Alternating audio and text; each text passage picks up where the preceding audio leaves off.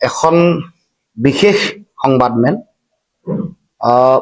অসমত চলি থকা যেটো ৰাজনৈতিক চাৰিওফালে বতাহ তাৰ মাজত এখন অৰাজনৈতিক সংবাদমেললৈ আপোনালোক সকলোকে আদৰণি জনাইছো আৰু আমাৰ মাজত আমাৰ দলৰ সন্মানীয় সাধাৰণ সম্পাদক জগদীশ ভূঞা ডাঙৰীয়া আছে আমাৰ চাৰিগৰাকী সম্পাদক আছে সকলোকে মই আমাৰ দলৰ পবিত্ৰ মঞ্চৰ পৰা উষ্ম আদৰণি জনাইছো এই সংবাদমেলত এটা বিশেষ বিষয় লৈ আমি আজি আপোনালোকৰ আগত বিভিন্ন বিষয় উত্থাপন কৰিব খুজিছো অসমৰ জাতীয় জীৱনৰ হৃদস্পন্দন আমাৰ সকলোৰে অতি হৃদয়ৰ আপোন অসমৰ যাক আমি জাতীয় জীৱনৰ এটা উজ্জ্বল নক্ষত্ৰ ভূতাতৰা বুলি কৈছিলো জুবিন গাৰ্গ ডাঙৰীয়াৰ মৃত্যুৰ আজি 5 মাহ 2টা দিন অতিক্ৰম কৰিছে জুবিন গাৰ্গ ডাঙৰীয়া জুবিনদাৰ মৃত্যু 19 নৱেম্বৰ 2025 চনত হৈছিল আৰু আজি 21 ফেব্ৰুৱাৰী 19 ছেপ্টেম্বৰ 2025 আৰু আজি 21 ফেব্ৰুৱাৰী 2026 19 ছেপ্টেম্বৰৰ পৰা আজি 21 ফেব্ৰুৱাৰীলৈকে 5 মাহ 2টা দিন সম্পূৰ্ণ হৈছে বা অতিক্ৰম কৰিছে আমি সকলোৱে জানো যে 19 ছেপ্টেম্বৰত জুবিনদাৰ মৃত্যুৰ পাছত 21 তাৰিখে তেখেতৰ নশ্বৰ দেহ গুৱাহাটী আহি পাইছিল আৰু 23 তাৰিখে সোণাপুৰৰ অন্তিম সংস্কাৰৰ গোটেই কামটো সম্পন্ন হৈছিল 23 ছেপ্টেম্বৰ 2025 এই গোটেই পৰিক্ৰমাটোত আমি দেখিছো যে জুবিনদাৰ মৃত্যু অসমৰ মুখ্যমন্ত্ৰীৰ ভাষাত হত্যা বা বিভিন্ন সময়ত বিধানসভাৰ মজিয়াত যেহেতু হত্যা বুলি 21 ছেপ্টেম্বৰত অসমৰ মুখ্যমন্ত্ৰীয়ে কৈছে কেবিনেটত যেহেতু হত্যা বুলি কৈছে 25 নৱেম্বৰ বিধানসভাৰ মজিয়াত আৰু 3 নৱেম্বৰত তেওঁ নিজে ফেচবুক লাইভ আহি হত্যা বুলি কৈছে বিধানসভাৰ মজিয়াত যেতিয়াই জুবিন গাৰ্গক হত্যা কৰা বুলি কৈছে এগৰাকী ব্যক্তিয়ে হত্যা কৰিছে বাকীসকলে সহযোগ কৰা বুলি কৈছে তাৰমানে গোটেই বিষয়টো হত্যা হয় হত্যাকাণ্ড হয় বিধানসভাৰ মজিয়াত তথ্য নহলে বিধানসভাৰ মজিয়াত তথ্য নোহোৱাকে কোনো ধৰণৰ এনেকুৱা কথা দায়িত্ব জ্ঞানহীন কোনো কথাই ক'ব নোৱাৰে ফেচবুক লাইভত যদিও আমি ভাবি লৈছো যে তথাপি অসমৰ মুখ্যমন্ত্ৰী সাংবিধানিকভাৱে দায়িত্বত থকা এগৰাকী ব্যক্তি এতিয়া আহো আমি গোটেই বিষয়বোৰ ক্ৰনলজি আৰু কনসিকুৱেন্সেছবোৰৰ কথা আপোনালোকক ক'ব খুজিছো 20 ছেপ্টেম্বৰ 2025ত এসআইটি তদন্ত ঘোষণা কৰা হৈছিল 24 ছেপ্টেম্বৰ এসআইটি গঠন কৰা হ'ল 3 অক্টোবৰত অৱসৰপ্ৰাপ্ত ন্যায়াধীশ শ্ৰী সৌমিত্ৰ শইকীয়াৰ তদন্ত আয়োগ গঠন কৰা হ'ল আৰু 1 অক্টোবৰত শ্যামকানু মহন্ত সিদ্ধাৰ্থ শৰ্মাক গ্ৰেপ্তাৰ কৰাৰ পাছত অক্টোবৰ প্ৰথম সপ্তাহত 5 গৰাকী অভিযুক্তক গ্ৰেপ্তাৰ কৰা হৈছিল এইখিনি হ'ল পৰিক্ৰমা বা এইখিনি বিষয় তাৰ পাছত 12 ছেপ্টেম্বৰৰ দিনাখন এসআইটিৰ অভিযোগনামা দাখিল কৰা হৈছে আৰু 12 ছেপ্টেম্বৰ দিনাখনেই অসমৰ মুখ্যমন্ত্ৰীয়ে ক'লে যে 12 ছেপ্টেম্বৰ দিনটো যিটো দিনত এসআইটিৰ অভিযোগনামা দাখিল কৰাৰ দিনটোতে অসমৰ মুখ্যমন্ত্ৰীয়ে ক'লে যে ফাষ্ট ট্ৰেক কোৰ্টৰ আদালতৰ জৰিয়তে গঠন কৰাৰ কথা ঘোষণা কৰিলে আৰু সেই আদালতৰ জৰিয়তে গোটেই বিচাৰ প্ৰক্ৰিয়াটো আগবঢ়াই লৈ যোৱাৰ কথা তেখেতে ঘোষণা কৰিছিল দিনটো 12 ডিসেম্বৰ যিদিনাখন এসআইটিৰ অভিযোগনামা দাখিল কৰা হৈছিল সেই দিনাখনেই মুখ্যমন্ত্ৰীয়ে ক'লে যে ফাষ্ট ট্ৰেক আদালতৰ গঠন কৰা হ'ব আৰু এই আদালতৰ যোগেদি গোটেই বিচাৰ প্ৰক্ৰিয়াটো সম্পূৰ্ণ কৰা হ'ব আৰু দোষীক কঠোৰ শাস্তি দিয়া হ'ব জুবিনদাৰ হত্যাৰ ন্যায় প্ৰদান কৰা হ'ব কিন্তু অতি আশ্চৰ্যজনকভাৱে 12 ডিসেম্বৰত তেখেতে কোৱা যেটো কথা আদালত ঘোষণাৰ দিনটোৰ পৰা আজি 71টা দিন সম্পূৰ্ণ হৈছে 2 মাহ 9টা দিন 2 মাহ 9টা দিন সম্পূৰ্ণ হোৱাৰ পিছত কিন্তু আজিলৈকে ফাষ্ট ট্ৰেক কোৰ্ট আজিলৈকে গঠন কৰা আমি দেখিবলৈ পোৱা নাই বিচাৰ প্ৰক্ৰিয়া আজিলৈকে ত্বৰান্বিত কৰিবৰ কাৰণে যেটো দায়িত্ব আছিল যেটো জাতীয় দায়িত্ব জুবিনদাৰ এই মৃত্যু মুখ্যমন্ত্ৰীৰ ভাষাত হত্যা বিধানসভাৰ মজিয়াত কোৱা হত্যা এই হত্যাৰ যিসকল দুখী ব্যক্তি আছে সেই ব্যক্তিসকলক কঠোৰৰ পৰা কঠোৰতম শাস্তি বিহিবৰ কাৰণে চৰকাৰে ব্যৱস্থা গ্ৰহণ কৰা নাই এয়া উপেক্ষা এয়া অৱহেলা নে ইয়াৰ কিবা কাৰণত ভয় যে যেতিয়াই তেওঁলোকে ফাষ্ট ট্ৰেক কোৰ্টত গোটেই বিষয়টো তেওঁলোকে বিচাৰ প্ৰক্ৰিয়া আৰম্ভ হ'ব, খৰতকীয়াকে বিচাৰ প্ৰক্ৰিয়া হ'ব, এই গোটেই প্ৰক্ৰিয়াটোত দুটা কথা আছে, দোষীয়ে তাৎক্ষণিকভাৱে শাস্তি পোৱাৰ সম্ভাৱনা আছে, নতুবা যেনেকৈ তেওঁলোকে জামিনৰ কাৰণে আবেদন কৰা যিটো এপিল এইটো তেওঁলোকে খাৰিজ কৰিছিল, তেওঁলোকে নাইকিয়া কৰিছিল। আৰু এতিয়া এই ফাষ্ট ট্ৰেক কোৰ্টত বিচাৰ প্ৰক্ৰিয়া আৰম্ভ হোৱাৰ লগে লগে জামিনৰ যিটো প্ৰভিজন, সেই প্ৰভিজনটো খোল খাব বা মুকলি হৈ যাব, যাৰ ফলত জনগণৰ খং ক্ষোভৰ সন্মুখীন হোৱাৰ ভয়তে আচলতে ফাষ্ট ট্ৰেক কোৰ্ট তেওঁলোকে গঠন কৰা নাই। আৰু দ্বিতীয় কথা, ন্যায় যিহেতু তেওঁলোকে দিয়াৰ তেওঁলোকৰ কোনো লক্ষ্য আৰু উদ্দেশ্য নাই, তেওঁলোকৰ কাৰণে এই জুবিনদাৰ মৃত্যু মুখ্যমন্ত্ৰীয়ে কোৱা হত্যা, এই হত্যাক তেওঁলোকে যিহেতু ন্যায় দিব খোজা নাই, সেইকাৰণে এই প্ৰক্ৰিয়াটো ইচ্ছা কৰিয়ে তেওঁলোকে বিলম্ব কৰিব খুজিছে, ইচ্ছা কৰিয়ে এইটো তেওঁলোকে পিছুৱাই ৰাখিছে। কাৰণ নহলে এই বিষয়টোক লৈ এটাও কোনো ধৰণৰ মুখত তেওঁলোকৰ মন্তব্য নাই, এই বিষয়টোক লৈ তেওঁলোকে কোনো ধৰণৰ ব্যৱস্থা গ্ৰহণ কৰা নাই। আমি দেখিবলৈ পাইছো যে দেশৰ প্ৰধানমন্ত্ৰী, দেশৰ গৃহমন্ত্ৰী, বিজেপি দল, মুখ্যমন্ত্ৰী, বিজেপি চৰকাৰ কোনেও এই বিষয়টো যাতে মানে ন্যায় পোৱাৰ দিশত অগ্ৰসৰ নহয়, এই গোটেই কথাটোত তেওঁলোকে মৌন হৈ আছে বা কৰবাত তেওঁলোকে এই বিষয়টোক উপেক্ষা কৰিবৰ কাৰণে, অৱহেলা কৰিবৰ কাৰণে চিন্তা চৰ্চা কৰিছে। গতিকে আগন্তুক দিনসমূহত এই বিষয়বোৰ জনগণৰ মাজলৈ লৈ যাব লাগিব, জনতাৰ মাজলৈ লৈ যাব লাগিব। এতিয়া আপোনালোকে দেখিছে যে অসমলৈ দেশৰ প্ৰধানমন্ত্ৰী 3 বাৰ আহিছে। এবাৰ আপোনালোকে দেখিছেনে দেশৰ প্ৰধানমন্ত্ৰীয়ে জুবিনদাৰ যি সমাধি ক্ষেত্ৰ, যিখন জুবিন ক্ষেত্ৰ বুলি আমি কওঁ, তালৈ তেওঁলোকে যাবলৈ এবাৰো সময় নুলিয়ালে। দেশৰ প্ৰধানমন্ত্ৰীয়ে 3 বাৰ ভ্ৰমণ কৰোঁতে বহুবাৰ বক্তব্য ৰাখিছে, এবাৰো জুবিনদাৰ নাম স্মৰণ নকৰিলে, শ্ৰদ্ধাঞ্জলি নজনালে। দেশৰ গৃহমন্ত্ৰী অমিত শ্বাহ ডাঙৰীয়া অসমলৈ 3 বাৰ আহিছে। 3 বাৰ অহাৰ পাছত জুবিন ক্ষেত্ৰলৈ যাবৰ কাৰণে দেশৰ গৃহমন্ত্ৰীৰ 10 মিনিটো সময় নহল। আৰু দেশৰ গৃহমন্ত্ৰী যদি আপুনি চাই, দেশৰ গৃহমন্ত্ৰীৰ বহু বক্তব্য আগবঢ়াইছে, বিভিন্ন ৰাজনৈতিক ব্যক্তি কিনা বেচা এনেকুৱা ধৰণৰ কথা বতৰাবোৰত তেওঁলোকৰ যিটো সহযোগিতা আৰু তেওঁলোকে সেইবোৰৰ প্ৰতি তেওঁলোকৰ যিটো সেইসকল ব্যক্তিৰ লগত কথা বতৰা পাতিবৰ কাৰণে তেওঁলোকৰ যিমান অফুৰন্ত সময় হাঁহি, কিন্তু অসমৰ হাৰ্টথ্ৰব, আমাৰ জাতীয় জীৱনৰ ধ্ৰুৱতৰা, যিগৰাকী জাতীয় মহানায়ক, সেইগৰাকীৰ সমাধি ক্ষেত্ৰ জুবিন ক্ষেত্ৰলৈ যাবলৈ তেওঁলোকৰ সময় নহল। এবাৰ স্মৰণ কৰিবৰ কাৰণে, শ্ৰদ্ধা সহকাৰে এবাৰ নামটো উচ্চাৰণ কৰিবৰ কাৰণে তেওঁলোকৰ সময়ৰ অভাৱ হল। এইটো উপেক্ষা নহয় নেকি? এইটো জুবিনদাৰ প্ৰতি অৱহেলা নহয় নেকি? এইটো জুবিনদাৰ প্ৰতি অন্যায় নহয় নেকি? জীৱিত অৱস্থাত পদ্মশ্ৰী নিদিলে, আমি ভাৰত ৰত্নৰ কথা দাবী কৰাৰ পাছতো আজিলৈকে ভাৰত ৰত্ন দিয়াৰ কথা তেওঁলোকে সিদ্ধান্ত গ্ৰহণ নকৰিলে। গতিকে এইবোৰ কথা বিজেপি, দেশৰ প্ৰধানমন্ত্ৰী, দেশৰ গৃহমন্ত্ৰী, অসমৰ মুখ্যমন্ত্ৰী, বিজেপি দলৰ জুবিনদাৰ প্ৰতি অন্যায় আৰু অৱহেলা হয়নে নহয়? অসমৰ মুখ্যমন্ত্ৰীয়ে যিদিনাখন তেখেতৰ সৎকাৰ হল, অন্ত্যেষ্টিক্ৰিয়া হৈ গল, সেই দিনাৰ পৰা আজিলৈকে এবাৰ জুবিন ক্ষেত্ৰলৈ যাবলৈ সময় উলিয়াব পাৰিলে নেকি? এবাৰ তেওঁ তালৈ জুবিন ক্ষেত্ৰলৈ যোৱাৰ সময় উলিয়াব পাৰিলে নে? আপোনালোকে কওক। আজিলৈকে ৰৈ বিনাই চাবলৈ তেওঁৰ সময় নহল। অথচ কাশ্মীৰ ফাইল চাবৰ কাৰণে দলে বলে গৈ টেক্স ফ্ৰী কৰি দিছিল কাশ্মীৰ ফাইল। আজি কিন্তু ৰৈ বিনালে না টেক্স ফ্ৰী কৰিলে আৰু ৰৈ বিনালে চাবৰ কাৰণে তেওঁৰ অকমানো সময় নহল। আপোনালোকে সকলোৱে জানে যে এতিয়াও জুবিন ক্ষেত্ৰ তেওঁলোকে বনোৱাৰ যিটো কাম, নিৰ্মাণৰ কাম আৰম্ভ হৈছে নেকি? আপোনালোকে সকলোৱে জানে যে জুবিন ক্ষেত্ৰ নিৰ্মাণৰ কাম কিন্তু আজিলৈকে আৰম্ভ হোৱা নাই। আনকি জুবিন ক্ষেত্ৰৰ যিটো পৰিৱেশ, কোনো ধৰণৰ শৃংখলাবদ্ধভাৱে তেওঁলোকে কৰিব লগা গোটেই ধৰণৰ কাম কাজ, কদৰ্যময় এটা পৰিৱেশ, ধূলি বালিৰে কোনোবা বাহিৰৰ পৰা অহা মানুহে এইবোৰ কথা তেওঁলোকে সংবাদ মাধ্যমৰ আগত কবলৈ বাধ্য হৈছে।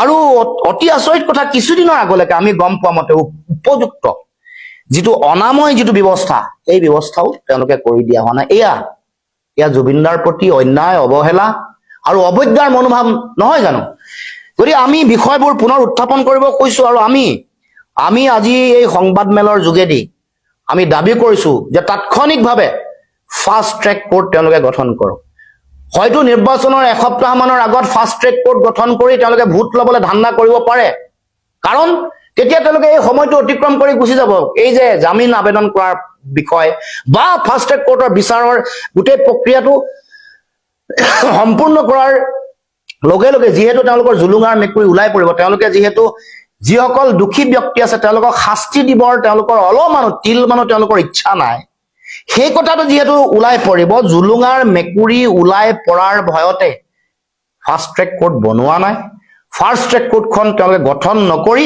এই বিচাৰ প্ৰক্ৰিয়াটো তেওঁলোকে আগবঢ়াই লৈ যাবৰ কাৰণে চিন্তা চৰ্চা কৰা আমি দেখিবলৈ পোৱা নাই আচৰিত হ'ব ৰাজ্য চৰকাৰে আয়োজন কৰা যিখন নৱম অসম ৰাজ্যিক চলচ্চিত্ৰ বঁটা দিয়াৰ যিটো অনুষ্ঠান জ্যোতি চিত্ৰবনত দিছিলে তাত জুবিনদাৰ শ্ৰদ্ধাঞ্জলি কৰিবৰ কাৰণে এখন কোনো ধৰণৰ তেওঁলোকে মানে শ্ৰদ্ধাঞ্জলি কৰিবৰ কাৰণে ফটো তাত ৰখা আমি দেখা নাই প্ৰতিচ্ছবি আচৰিত কথা এই কথাটো অৱশেষত ৰাজ্যপালে ভাবিলে যে এই কথাটো বিৰাট বেয়া হ'ল সেইকাৰণে তেওঁৰ ভাষণত তেওঁক স্মৰণো কৰিছে তেওঁৰ নাম লৈছে আৰু শ্ৰদ্ধাও জনাইছে ৰাজ্যপালে কিন্তু ৰাজ্যিক চলচ্চিত্ৰ বঁটা দিয়া এই অনুষ্ঠানটো অসম চৰকাৰৰ যিটো অনুষ্ঠান তাত জুবিনদাৰ এখন প্ৰতিচ্ছবিৰ স্থান নোপোৱাটো কেনেকুৱা ধৰণৰ কথা এইটো ৰাজ্য চৰকাৰৰ মানসিকতাৰ বহিঃপ্ৰকাশ নহয় জানো তেওঁলোকৰ অৱজ্ঞা তেওঁলোকৰ জুবিনদাৰ প্ৰতি যিটো ব্যৱহাৰ আৰু দৃষ্টিভংগী তাৰ বহিঃপ্ৰকাশ নহয় জানো আমি এতিয়া দেখিছো যে 22 তাৰিখৰ পৰা 16 ফেব্ৰুৱাৰীলৈকে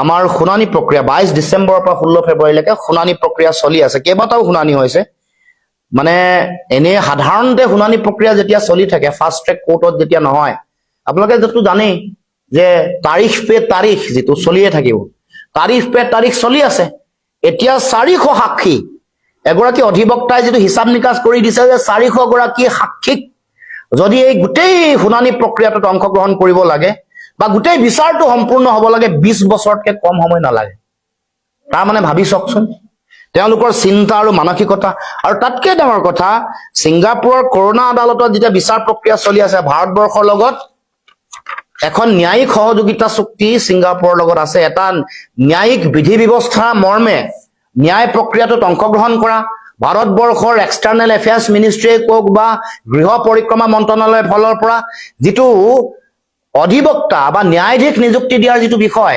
জুবিনদাৰ প্ৰতি দায়বদ্ধতা নোহোৱাৰ কাৰণে আজিলৈকে দিয়া দেখিবলৈ পোৱা নাই কাৰণ এটা বিধি আছে এখন তেওঁলোকৰ লগত এমইউ সাইন হৈ আছে তেওঁলোকে আইন বা এনেকুৱা ধৰণৰ যিকোনো ধৰণৰ ঘটনা ঘটলে আইনী সহযোগিতা কৰিবৰ কাৰণে তেওঁলোকে ইতিমধ্যে সহযোগিতা আগবঢ়াইছে চুক্তি এখন হৈ আছে তাৰ লগে লগে আৰু এটা বিষয় বিটিচিৰ মুখ্য কাৰ্যবাহী হাগ্ৰামা মহিলাৰী ডাঙৰীয়া তেওঁলোকে কোকৰাঝাৰৰ চান্দমাৰীত গৌৰাং নদীৰ পাৰত তেওঁলোকে খুব সৰ্বাংগ সুন্দৰকৈ তেওঁলোকে এটা অনুষ্ঠানো কৰিলে 53 সংখ্যক জন্মদিন পালন কৰিলে তেওঁলোকে 30 বিঘা মাটি জুবিন গাৰ্গ স্মাৰক উদ্যোগৰ নামত তেওঁলোকে দিয়াৰ কথা উল্লেখ কৰিছিল হেতু অত্যন্ত আমি ভাল পাইছো আৰু তেখেতক আমি ধন্যবাদো জনাইছো কিন্তু সেই হিচাপত 30 বিঘা মাটি বিটিআৰত দিব বিটিচিৰ চিফে দিব হাগ্ৰামা মহিলাই দিব আৰু অসমৰ মুখ্যমন্ত্ৰীয়ে 10 বিঘা মাটি দিয়াকে লৈ বেলেগৰ লগত তুলনা কৰিছে টনা আজৰা কৰিছে বেলেগ মানুহৰ লগত তুলনা নহয়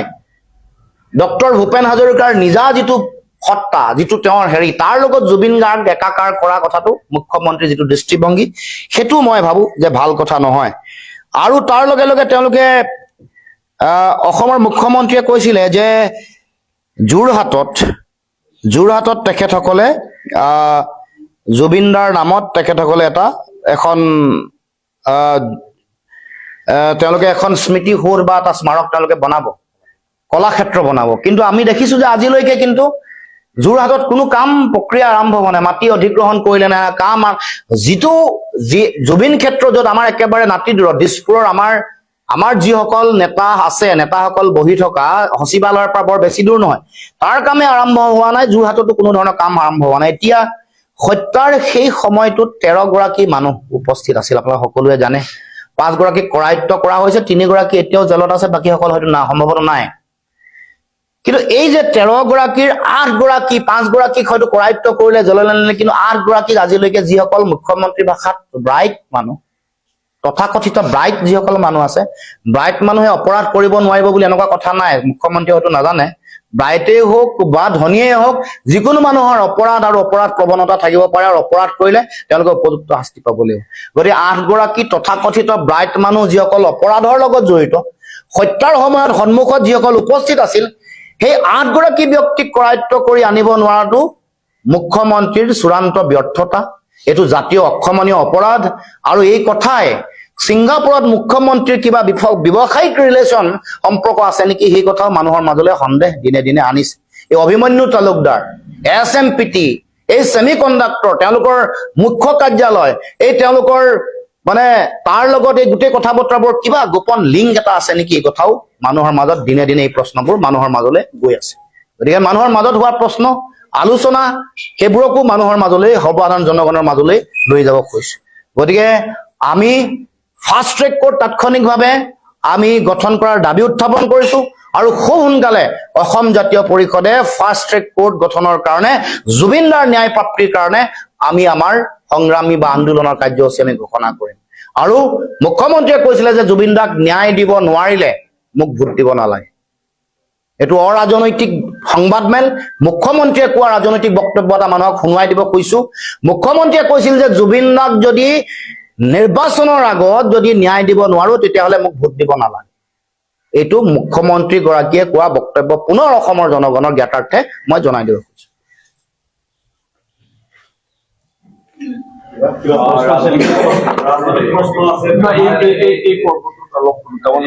দুটামান কথা মই কওঁ।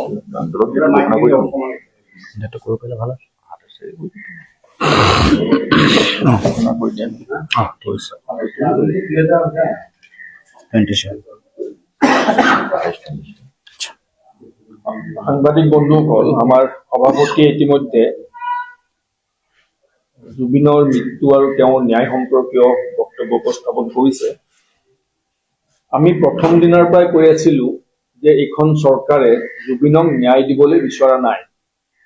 জুবিনক ন্যায় দিয়াৰ মানসিকতা যদি থাকিলেহেঁতেন, তেতিয়াহ'লে প্ৰথম পৰ্যায়ত আন্তঃৰাষ্ট্ৰীয় প্ৰেক্ষাপটত হোৱা এটা ঘটনা, বহিৰাষ্ট্ৰত সংঘটিত এটা ঘটনা, সেই ঘটনাৰ তদন্ত দায়িত্ব অসমৰ CIDক নিদিলেহেঁতেন।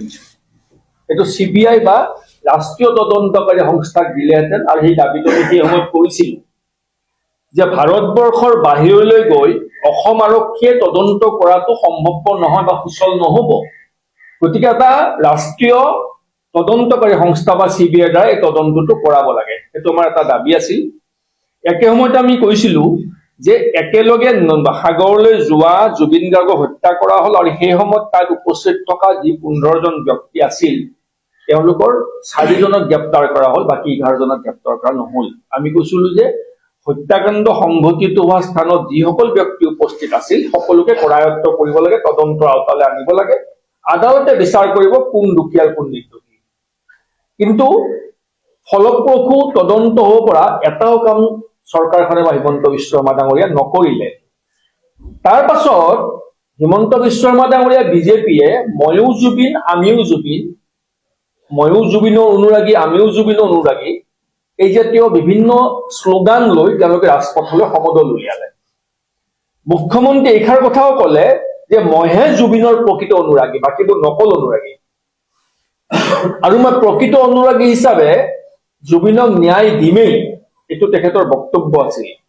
আমাৰ সভাপতিয়ে কলে যে প্ৰকৃত অনুৰাগীজনে জুবিনৰ জীৱনৰ শেষ ছবিখনো চাবলৈ নগল ৰৈ ৰৈ বিনালে, য'ত কাশ্মীৰী ফাইল চাবলৈ দলে বলে মন্ত্ৰী সভাখন লৈ চাবলৈ গৈছিল, কিন্তু জুবিনৰ ৰৈ ৰৈ বিনাল এখন চাবলৈ তেওঁৰ সময় হোৱা নাই আজিৰ দিনটোলৈকে।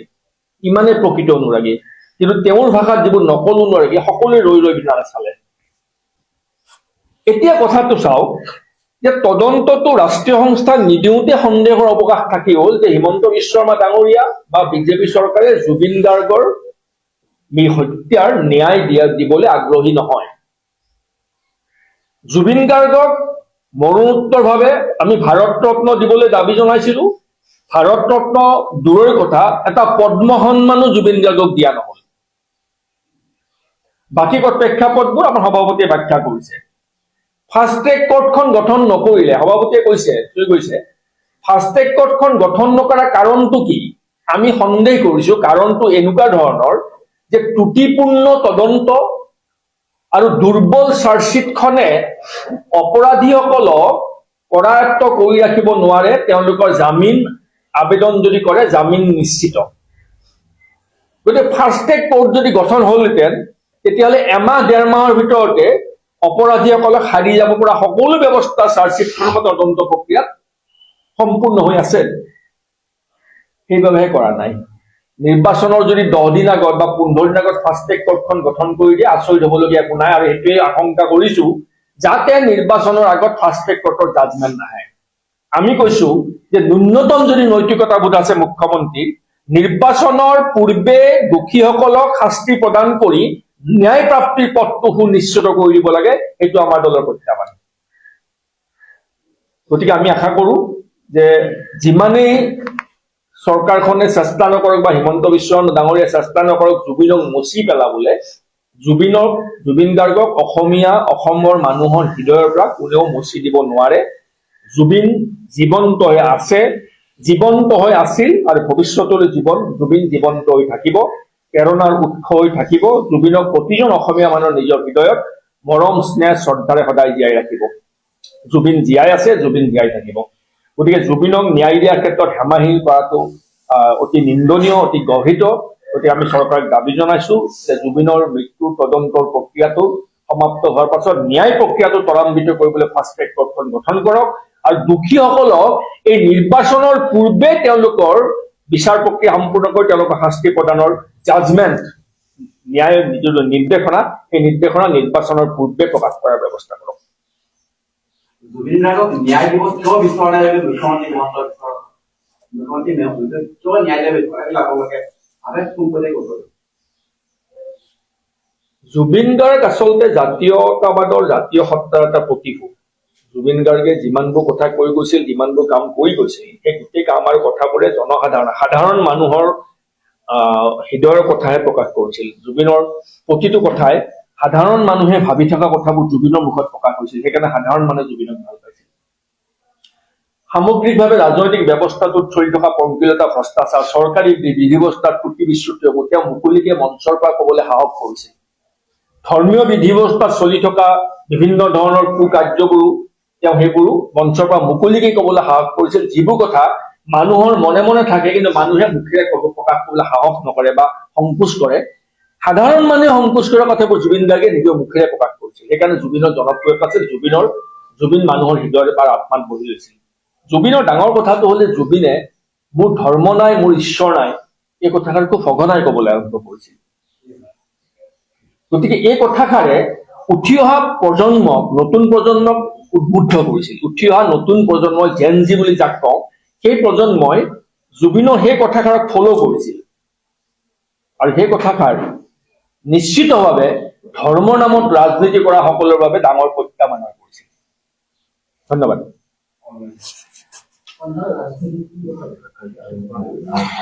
আমি অহা 27 তাৰিখে এই জুবিনদাৰ এই হত্যাৰ ন্যায় বিচাৰি আমি এটা সত্যাগ্ৰহৰ কাৰ্যসূচী আমি অনুষ্ঠিত কৰিম। অহা 27 তাৰিখে ফাষ্ট ট্ৰেক কোৰ্টৰ দাবীত, ফাষ্ট ট্ৰেক কোৰ্ট তাৎক্ষণিকভাৱে গঠন কৰাৰ দাবীত আৰু জুবিনদাৰ এই হত্যাৰ ন্যায় লাগে এই দাবী, এই শ্লোগান লৈ অহা 27 তাৰিখে আমি এক আন্দোলনৰ কাৰ্যসূচী ঘোষণা কৰিছো।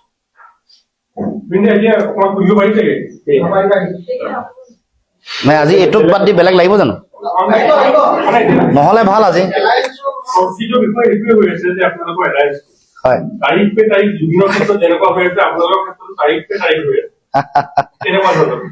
নাই আমি ইতিমধ্যে কৈছো যে বিষয়টো ক্ষিপ্ৰতাৰে সমাপন কৰিব লাগে তাৎক্ষণিকভাৱে। কাৰণ নিৰ্বাচনৰ গোটেই প্ৰক্ৰিয়াটোৰ লগত এলায়েন্সৰ কথা যেতিয়াই আহে, ভোট ট্ৰেন্সফাৰ কথাটো অতি গুৰুত্বপূৰ্ণ। আৰু প্ৰতিটো সমষ্টিতে প্ৰতিটো দলৰে সকলোৰে কিছু প্ৰাৰ্থী থাকে, সকলোৰে আশা থাকে। সেই প্ৰাৰ্থীসকলৰ তেওঁলোকৰ ফলোৱাৰ বা বাকী সংগঠনবোৰৰ লগত গোটেই প্ৰক্ৰিয়াটো তেওঁলোকৰ লগত যিটো মিত্ৰতাৰ যিটো যাত্ৰা এইটো চৰকাৰী পক্ষত সহজ, কাৰণ তেওঁলোকৰ চৰকাৰ থাকে, কাৰণ তেওঁলোকে ইতিমধ্যে কাম কৰিয়ে আছে। বিৰোধীৰ মাজত জটিলতা থাকে, কাৰণ এইটো এটা বেলেগ বেলেগ প্ৰাৰ্থী থকাৰ কাৰণে। সেইকাৰণে আমি কৈছো যে গোটেই প্ৰক্ৰিয়াটোক আমি ত্বৰান্বিত কৰাৰ স্বাৰ্থত, নিৰ্বাচন যিহেতু বৰ বেছি দিন নাই, প্ৰথমতে মিত্ৰতাটো চূড়ান্ত হ'ব লাগিব, ঘোষণা হ'ব লাগিব, তাৰপিছত ইছ্যু বেছ মানুহৰ ওচৰলৈ যাব লাগিব, জনগণে ঐক্যবদ্ধভাৱে যুঁজ দিয়াৰ যিটো পৰিৱেশ, যিসকল নেতৃত্ব লৈ আছো তেওঁলোকৰ সন্মুখত দেখা পাব লাগিব যে তেওঁলোকৰ মাজত চিমেণ্টেড ইউনিটি তেওঁলোকৰ মাজত গঢ় লৈ উঠিছে, তেওঁলোক যুঁজিবৰ কাৰণে এগ্ৰেছিভলি মানুহৰ জনগণলৈ গৈছে। সেইকাৰণে আমি তাৎক্ষণিকভাৱে ক্ষিপ্ৰতাৰে মিত্ৰতাৰ বিষয়টো সম্পন্ন কৰিবৰ কাৰণে, সমাপন কৰিবৰ কাৰণে ইতিমধ্যে আহ্বান জনাইছো বহুবাৰ। যোৱাকালিও মই সংবাদ মাধ্যমৰ আগত কৈছো, তাৰ আগদিনাখন যেতিয়া আমি বিৰোধী দলসমূহ আমি একেলগে বহিছিলো তেতিয়াও এই বিষয়টো আমি উল্লেখ কৰিছিলো। গতিকে আমাৰ দৃষ্টিভংগীটো স্পষ্ট যে বিৰোধীৰ ভোট বিভাজন ৰোধ কৰিবৰ কাৰণে আমি আৰম্ভণিৰ পৰা, বহু দিনৰ পৰা, উপ নিৰ্বাচনৰ দিনৰ পৰা আমাৰ দলেই প্ৰথম কৈছিলো যে বিৰোধীৰ ভোটটো বিভাজিত হ'ব নালাগে। দেশৰ ৰাজনৈতিক প্ৰেক্ষাপটো দেখিলো, বিভিন্ন ৰাজ্যৰ নিৰ্বাচন দেখিছো। গতিকে আমি অভিজ্ঞতাৰে যিহেতু প্ৰস্তুত, আৰু যিটো সাম্প্ৰতিক পৰিস্থিতি, ৰাজনৈতিক যিটো পৰিৱেশ, দেশৰ দুটা মেৰুত বিভক্ত ৰাজনৈতিক যিটো চৰিত্ৰ, বাইপোলাৰ মোড অফ ইলেকশ্যন দেশত যিটো চলি আছে, এই সকলো কথাৰ গ্ৰহণযোগ্যতা, যুক্তিযুক্ততা, বিজ্ঞানসন্মত দৃষ্টিভংগী, ইয়াৰ যিটো এৰিথমেটিক, সকলো কথা চাই এই গোটেই বিষয়টো আগবাঢ়িব লাগে। সেইকাৰণে যুক্তিৰে কথাবোৰ কৈছো, আৰু আজিও পুনৰ কৈছো, দেৰি কৰিব নালাগে, তাৎক্ষণিকভাৱে এই কাম সম্পন্ন হ'ব লাগে। চক, আমি কেৰুণ বুলি ক'ব খোজা নাই, মূল কথাটোৱে হ'ল যে বিষয়টোৰ গুৰুত্ব প্ৰত্যেকে উপলব্ধি কৰোঁ। চিট শ্বেয়াৰিঙত জটিলতা থাকিবই, কথা বতৰা পাতোতে আজিও চক, শাসকীয় পক্ষৰ লগত এজিপিৰ চিট শ্বেয়াৰিং আজিলৈকে চূড়ান্ত হোৱা নাই। গতিকে জটিলতা থাকিব, কাৰণ প্ৰতিটো সমষ্টিতে প্ৰতিটো দলৰে নিজা নিজা প্ৰাৰ্থী থাকে, কিন্তু কথা বতৰা পাতি, কাৰণ আমিও সকলোৱে এই কথাবোৰ জানো, কাৰণ আমি যেতিয়া কথা বতৰাবোৰ আলোচনা হৈছে বা আলোচনাৰ প্ৰক্ৰিয়াত আমি যেতিয়া গৈছো, আমি প্ৰতিটো চিটৰে আমি যেতিয়া ক্লেইম কৰিছো আমাৰ তথ্য সহকাৰে, ঐতিহাসিকভাৱে এটা আঞ্চলিকতাবাদী চিট হয়নে নহয়, উইনিং প্ৰস্পেক্ট কিমান আছে, উইনিবিলিটি ফেক্টৰটো কনচিডাৰ কৰিছো, ডেমোগ্ৰাফিক গোটেই পেটাৰ্ণটো, তাৰ লগে লগে বিগত সময়ছোৱাত আমি কেনেকুৱা ভোট পাইছো, এনে সকলো ধৰণৰ কথা বতৰা। গতিকে মই ভাবো যে জটিলতা থাকিলেও এই কামটো সোনকালে সম্পূৰ্ণ কৰিব পৰা ধৰণৰ পৰিৱেশ আছে, আৰু এইটো হ'ব। মানে ৰাজনৈতিক মিত্ৰতা আচলতে আপোনালোকে ভাবি থকাৰ নিচিনা আমাৰ সৰলংগ নহয়। ৰাজনৈতিক মিত্ৰতা বোলা গোটেই দিশটো আচলতে খুব জটিল। মানে ৰাজনৈতিক চাৰিসীমাটোৰ বাহিৰত থাকি অনুমান কৰা নাযায়, ভিতৰত থাকি অনুমান কৰা যায়। এইটো এটা জটিল অংক, বৰ সৰল অংক নহয়, এইটো মিলাবলৈ সময় লাগে। আজি চৰকাৰৰ অংশীদাৰ এজিপি, চৰকাৰ চলি আছে, তেওঁলোক অংশীদাৰ, মন্ত্ৰী হৈছে, UPPৰ অংশীদাৰ, BPF অংশীদাৰ চৰকাৰৰ, কিন্তু অংশীদাৰ চৰকাৰখনৰ অংশীদাৰ দলবোৰৰ লগতে আজিলৈকে মিত্ৰতা তেওঁলোকে ঘোষণা কৰিব পৰা নাই। আমিতো কোনো অংশীদাৰিত্বত নাই, চৰকাৰত নাই। এতিয়া ভিন্ন দলৰ চিন্তাধাৰাক একত্ৰিত কৰি এটা ৰাজনৈতিক সমীকৰণ কৰি আগবাঢ়ি যাবলৈ কিছু জটিলতা থাকে, কিন্তু এতিয়ালৈকে যিখিনি আগবাঢ়ি আছে সেইখিনি যোগাত্মকভাৱে আগবাঢ়ি আছে, আৰু যি হ'ব ভাল হ'ব, জনসাধাৰণে বিচৰাৰ ধৰণে হ'ব, সেইটো অৱলম্বন আমি সেইটো বৰ আগতীয়া হ'ব, বৰ বেছি প্ৰিমেচিয়ৰ হ'ব, আৰু আমি মানে ভিতৰুৱা আমি যিবোৰ কথা পাতিছো সেইবোৰ আপোনালোকৰ আগত কোৱাটো আচলতে আমাৰ ইণ্টিগ্ৰিটি যিটো আছে, যিটো আমি বিশ্বাসযোগ্যতাৰে কথা বতৰা পাতিছো, সেইটো আচলতে কোৱাটো উচিত নহয়। গতিকে আমি ভাবো যোগাত্মকভাৱে আগবাঢ়িছে, আৰু আমি নিজেও মানে অতি যোগাত্মক মানসিকতাৰে আগবাঢ়িছো। আমি বিশ্বাসী যে খুব সোনকালে এই গোটেই প্ৰক্ৰিয়াটো শেষ হ'ব, সম্পন্ন হ'ব। কিন্তু আজিও অখিলে মিটিং কৰি আছে, এতিয়া তেওঁলোকে কাৰ্যনিৰ্বাহ পাতিছে, অলপ আগতেও কৈছে যে মিত্ৰতাত জটিলতা আহি গৈছে, মন বেয়া আৰু মিলা নাই। সেইটো আমি কেনেকৈ ক'ব পাৰিম? না, আমি সকলোকে ল'বলৈ আহ্বান জনাওঁ। আমি যোৱা পৰহিৰ আপোনালোকে সংবাদ মেলৰ পিছত আপোনালোকে চাইছে নাই, আমি কৈছো যে বহু এনেকুৱা গণতান্ত্ৰিক সংগঠন আছে যি বিজেপি বিৰোধী স্থিতি লৈছে, তেওঁলোককো ল'ব কৈছো। গোটেই প্ৰক্ৰিয়াটোত সংগ্ৰামখন ৰাজনৈতিক দলৰ নহয়, জনগণৰ লগত, জনগণৰ অন্যায়ৰ বিৰুদ্ধে যুঁজখন। ৰাজনৈতিক দল এনেকুৱা 2-4টা আছে যিবোৰ তেওঁলোকৰ বিৰোধী স্থিতি আছে, বিজেপি বিৰোধী, কিন্তু তেওঁলোকে নিৰ্বাচন নেখেলিব পাৰে, তেওঁলোককো প্ৰক্ৰিয়াটোত ল'ব লাগে। সকলো কথা কৈছো, আমাৰ চিন্তাটো স্পষ্টতা আছে। চক, অখিল গগৈ ডাঙৰীয়াটো এটা ডাঙৰ ষ্টেক হোল্ডাৰ গোটেই প্ৰক্ৰিয়াটোত, গতিকে অখিল গগৈ ডাঙৰীয়াকো ল'বলৈ কৈছো। তাৰ উপৰিও সীমাৰেখা অতিক্ৰম কৰিও কৈছো যে যিবোৰ বিজেপি বিৰোধী স্থিতিত থকা গণতান্ত্ৰিক যিবোৰ সংগঠন বা অনুষ্ঠান, বা যিবোৰ ৰাজনৈতিক দল অথচ তেওঁলোকৰ নিৰ্বাচন খেলিব পৰা শক্তি নাই বা খেলিবলৈ ইচ্ছা নাই, তেওঁলোককো লৈ গোটেই যাত্ৰাটোত আগবাঢ়িবলৈ আমি কাক আহ্বান কৰিব পাৰোঁ? আমি কংগ্ৰেছক এই বিষয়টো আহ্বান জনাইছোঁ। কংগ্ৰেছে সংখ্যালঘু আসন কেইখন এৰি দিব নোখোজে, গতিকে সেই সোৱাদৰ ভাগ আৰু বেলেগক দিব নোখোজে, আপোনালোক সেই সোৱাদৰ ভাগ আমি সংখ্যালঘু সংখ্যাগুৰু এই বিষয়বোৰৰ ৰাজনীতিটো কেতিয়াও কৰা নাই, সেইটো বিষয়ত আমি নকৰো। আমি অসমীয়া জাতীয়তাবাদৰ নামত ৰাজনীতি কৰা দল, গতিকে আমি সংখ্যাগুৰু সংখ্যালঘুত আৰু আঁহ ফলা ৰাজনীতিটো আমি আমাৰ দলে নকৰো। গতিকে সেই বিষয়টো এখন নোকোৱাই ভাল হ'ব, নহয় জানো? মানে লুইণ্ডাৰ লগত আসনৰ ক্ষেত্ৰত কোনো ক্লেশ অহা নাই কংগ্ৰেছৰ লগত। যেনেকে না, লুইণ্ডাৰ আহিছে। যিখিনি কথা কৈছো তাৰ আপোনালোকৰ সেইখিনি আমাৰ দৃষ্টিভংগী। আপুনি ক্লাছ শব্দটো কিয় আনিছে? আমি যোগাত্মকভাৱে আমি আগবাঢ়িছো। আৰু চব ৰাজনীতিটো আমি জনগণৰ কাৰণে কৈছো, বেলেগৰ বিভাজনৰ দৃষ্টিভংগী আমাৰ সমন্বয় আৰু ঐক্যবদ্ধতাৰ ৰাজনীতি। তেওঁলোকৰ নেৰেটিভ বিভাজন, তেওঁলোকে হয়তো ভোট বেংকৰ ৰাজনীতি কৰিব পাৰে, সাম্প্ৰদায়িক ৰাজনীতি কৰিব পাৰে। আমি অসমৰ জনগণৰ কাৰণে অসমৰ সকলো জাতি জনগোষ্ঠী ভাষা ভাষী ধৰ্মাৱলম্বী লোকক একত্ৰিত কৰি অসমীয়া মহাজাতি হত্যা বুলি যিটো কয়, বা যাৰ যি মহাজাতি হত্যাত বিভিন্ন জাতি জনগোষ্ঠী আছে, তেওঁলোকৰ অধিকাৰ, তেওঁলোকৰ ভৱিষ্যত সুৰক্ষিত কৰিবৰ কাৰণে সেই জাতীয়তাবাদৰ দৃষ্টিভংগীৰে আমি ৰাজনীতি কৰিব খুজিছো। আমাৰ ৰাজনীতিত কোনো ধৰ্ম নাই, কোনো জাত পাত নাই, কোনো বৰ্ণও নাই। বৰ্ণবাদী ৰাজনীতিৰ যিটো ধ্যান ধাৰণা অসমৰ মাজলৈ শেহতীয়াকৈ আহিছে, এইবোৰৰো আমি তীব্ৰ বিৰোধী। মহাপুৰুষ শ্ৰীমন্ত শংকৰদেৱ আৰু স্বৰ্গদেৱ চাওলুং চুকাফাৰ যি মহান আদৰ্শ, মহাৰাজ নৰনাৰায়ণৰ যি মহান আদৰ্শ, সেই আদৰ্শৰে আমি আমাৰ সমাজ আৰু আমাৰ জাতীয় দৰ্শনটো আগবঢ়াই লৈ যাব খুজিছো। গতিকে এয়া আমাৰ জাতীয়তাবাদৰ আধাৰ, আৰু সেইকাৰণে আমাৰ চিন্তাত ইনক্লুচিভ চিন্তা